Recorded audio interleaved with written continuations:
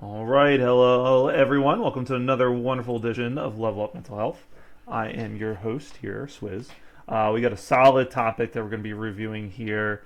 I did it before when I first started this, but now after kind of getting a few of these under my belt, I'm really looking forward to being able to really just kind of even more concisely or coherently kind of describe some of the skills that I have already talked about way back in November. I can't believe it's almost been a year since I started doing these videos here. What we're going to be covering here is anger, and we'll be able to kind of understand what it is, kind of where it may be coming from, as well as kind of reviewing maybe some skills that we can learn to understand it better. So let's take a look here at our resource that we got. And here we are. So, anger can often be considered as the umbrella emotion. When you think about anger, right, a lot of the time you may view it as, just kind of the immediate reaction that's going to be happening, right? But deep down, there could actually be something there that is, anger is just a response for it. Usually, when we kind of look at anger, and that's why we do this, it's kind of that secondary emotion. It can also be classified as a secondary emotion because for the fact that then we might be feeling one of two ways. One, we might be feeling super stressed, anxious about something that's kind of going on, so we might have to be responsive in that sense, right? Like if you're packing for a trip and your partner's kind of bugging you and you kind of snap at that quick, right? That's due to the stress that you're experiencing, leading you to respond in that anger behavior, right? The other kind of response too, especially related to depression or sadness, right? Where deep down you may feel hurt, maybe there's an argument or something that's kind of going on, and then you respond in an anger particular way, right? With yelling, screaming, shouting, name calling, passive aggressive sort of things, all that kind of relates to the anger that you would be experiencing there, right? So it's important to understand as you're going through this to recognize, okay, where is my anger coming from? And that's what we're going to review and kind of talk about here to do that. Now, in order to do that, there's going to require a lot of that self-reflection.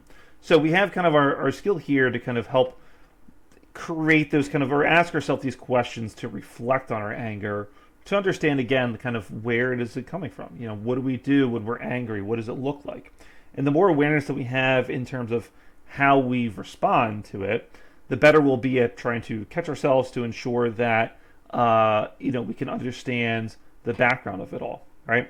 So this kind of little exercise here is a good little worksheet to review, especially if you're looking at, again, kind of areas of, what does my anger look like, right? If you have a hard time to kind of reflect on that, answering some of these questions can be good. So how do you respond when you're angry? Was the last event that caused an increase of anger? How did you respond? Did this fit the facts of the situation? Why or why not? All these questions are great ways to reflect about your anger here. This question down here especially, did this fit the facts of the situation? So what this is saying essentially is that, was your anger justified into knowing how you were responding in that situation, right? So if it led to yelling in that sense, right? Or screaming or punching or whatever it is, right, that you're doing there. Do you feel that had justified the particular response there, right? So if we're looking at that and we're saying like, yeah, like maybe I took it a little too extreme in that sense as well, it may not have fit the facts. So being able to kind of recognize if that's the case to follow up with that. So like what we're saying here is the anger umbrella that we are reviewing. So as we said, 9 times out of 10, more than 10 times out of 10, there's kind of going to be a way, something underneath the anger that's really kind of boiling or really just kind of eating at us that's going to respond in that way. Anger is more that surface level kind of response in that sense, where deep down we could be feeling sad or stressed about something. So it's always, again, kind of a good idea to identify when you are feeling angry, which of these would it kind of constitute, right? Like which of these would you kind of identify in terms of where, what it is that's going to bring out the anger there, right? And again, kind of some more self-reflection here. Why do you think each of these emotions evoke anger, right? So if you're reflecting kind of sadness or betrayal or anxious or things like that, being able to kind of recognize, why do we think these emotions evoke anger? What are kind of the reasons behind that? And what we're trying to do here is just really kind of building the connections to our responses to what's happening deep down inside of us, right? And if we can make those connections, we'll be more prepared at being able to recognize it when it happens again. And that's why, I always recommend kind of these journaling exercises, these self-reflections, because if you take the time to really have that to get those thoughts down in a physical space, whether if you're typing on your phone or writing it up, it's a great way to be able to truly see kind of what you're experiencing there, right? So certain things to identify, and what's interesting with anger, right, is that for those that maybe know what a feelings wheel is or things of that nature, anger can be defined by a variety of ways, just like how other emotions can lead into that, right? So when you're looking at kind of the anger, the first question is it anger? Is it something kind of more specific in that sense, right? So is it an aggravation, agitation, annoyance, bitterness, exasperation, ferocity, frustration, fury, grouchiness, grumpiness, hostility, indignation, irritation, outrage, rage, vengefulness, wrath, right? All those have different meanings behind them. So I think it's important to be able to identify what it is that you're truly experiencing to help us kind of understand where that is coming from and what is kind of leading to that emotion, right? Things that may be prompting feelings of anger, certain things like having a goal blocked, you or someone you care about being attacked or threatened by others, losing power, status, or respect, not having things turn out as expected, physical or emotional pain, and other. Again, being able to identify what is the personal areas that are truly, going to cause that anger. If it's not on that list, what would you say are the things that make you feel angry, right?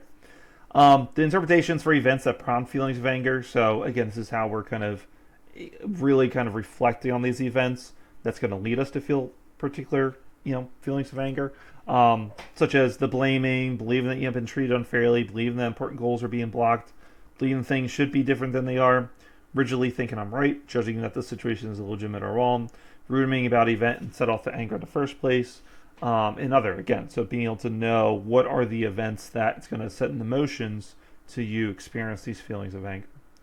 And finally, to kind of the biological changes here on this page, being able to identify this, right? Because if you're able to recognize if there's a biological change happening when you start to feel angry, that's your cue to recognize, hey, you know what? Maybe I need to take that step back. Maybe I need to be able to remove myself to have this reflection on kind of what's going on there, right?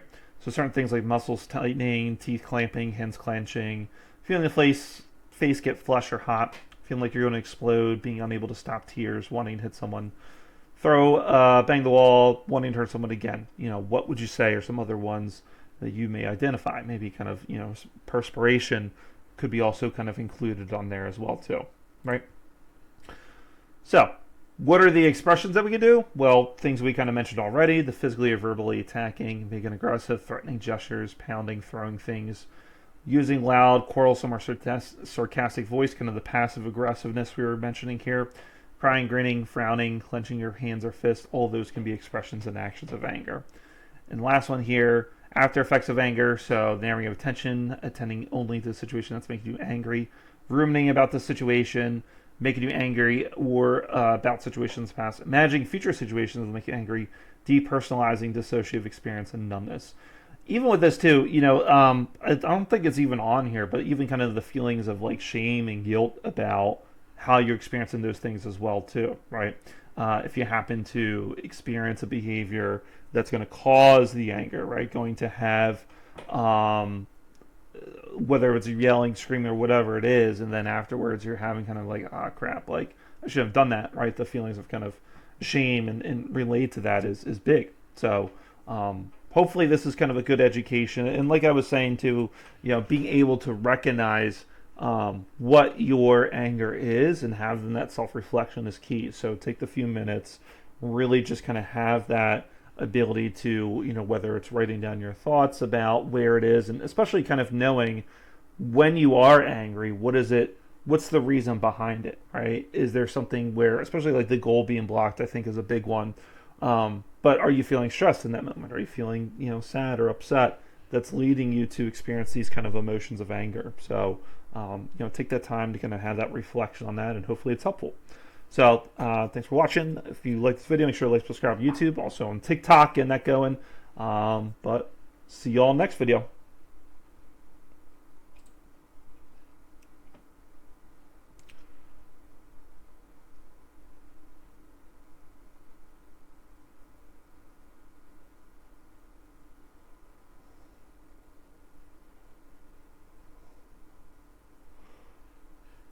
Resilient roboticist. I'm reading what you're saying there, and give me a sec.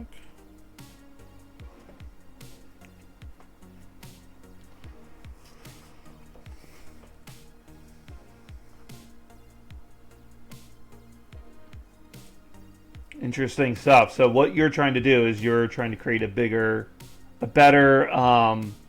God brain, so as to say, right? So ensuring that what's being created here smaller than that. Okay.